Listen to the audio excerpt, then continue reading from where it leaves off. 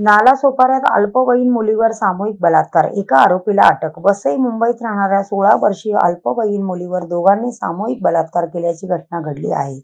या प्रकरणी एका आरोपीला अटक करण्यात आली आहे. सामूहिक बलात्काराची नालासोपाऱ्यातील एका महिन्यातील ही 6वी घटना आहे.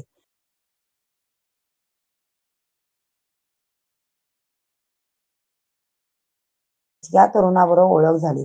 त्याने 2 सप्टेंबर रोजी तिला नालासोपाऱ्यात बोलवून तिच्यावर बलात्कार केला.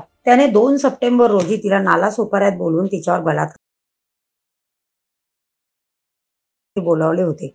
त्यानंतर